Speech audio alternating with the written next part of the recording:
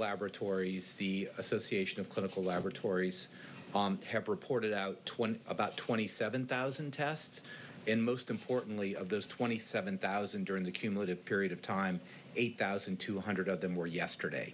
This is showing the dramatic ramp as the high throughput comes in. We don't have the numbers this morning from the American Hospital Association, which means all the individual hospital laboratories. We will have that upcoming in the next day or so, and then Ambassador Birx will have this whole process fixed with the legislation that everything will roll up into a common reporting probably by the end of next week. In terms of our drive-through laboratories, again, these are blossoming all over the country by individual states. The ones that we are heavily involved in and really pushing equipment to, we expect over the next few days to begin setting up 47 of these in approximately 12 states. The material is already palletized and being shipped to the locations. Most cities have the specific locations. Some do not, but it's still going to central receiving. And we know that we'll be deploying at least 140 Commission Corps officers. About half of the sites have reported their requirements. About 140 officers will be going. We expect that to go up. So this is going on the way we expected. We did a trial site yesterday with a full mobile unit for drive-through with full PPE. We had a lot of kinks in the system, as you can expect. That's why we do a test before we go out into the field.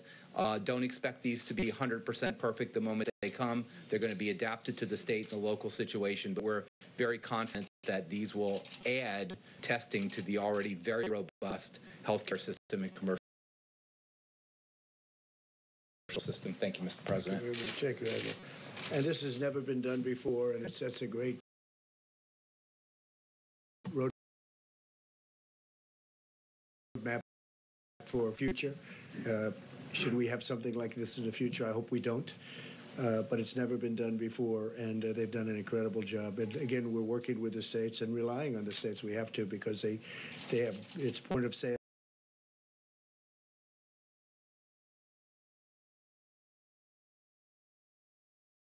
It's point of sight, and we're in, I think, just about every instance getting along really well with the states. If I could, Dr. Birx, if you could say a couple of words, please. Great, thank you. Thank you, Mr. President.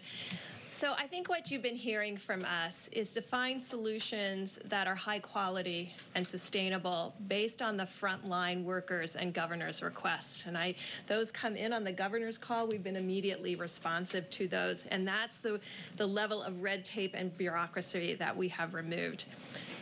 I think that point about sustainability and quality is very important because, as the President says, we're creating a roadmap for a different level of functionality for future pandemics. Our flu pandemic preparedness plan was a plan. Now we're seeing where we have to revise, where we have to create new avenues of research, new avenues of work to really ensure that the need of the American people can be reached. We were adamant about having a high-quality test based on our commercial vendors. Over the next few months, you will begin to see that other tests that were utilized around the world were not of the same quality, resulting in false positives and potentially false negatives. These tests were studied and studied by the FDA to really ensure that they are that level of quality, and we've given the states the permission to ensure that same level of quality. Now, I want to just say 1 minute on the testing. Testing should not be used as an assessment of your risk.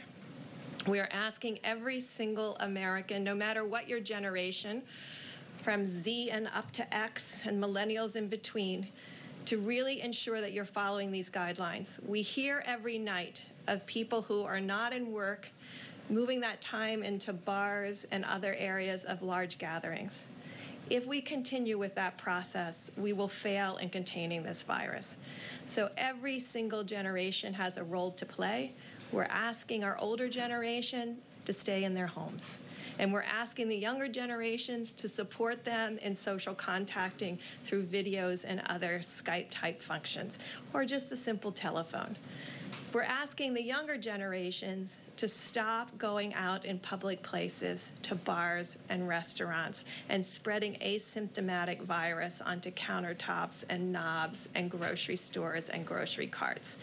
I heard an innovation last night and this morning again on the news. I really want to applaud the private sector who are now creating senior-only shopping times. I think that's extraordinary. I think that shows what America brings, and I think other countries will learn from us about how to really protect seniors in this type of way. I'm hoping that carries through to next year when we have our flu epidemic, where we can really have a very different profile of the amount of mortality that we have during flu that we never talk about. Anywhere from 15,000 to 45,000 individuals are lost every year. If we learn how to do this well and sustain some of those core changes, we can change the way respiratory viruses, not only for this, but the future, affect Americans. It's a big thing. Doctor, maybe a couple of questions. Yeah, so a question on the clinical data.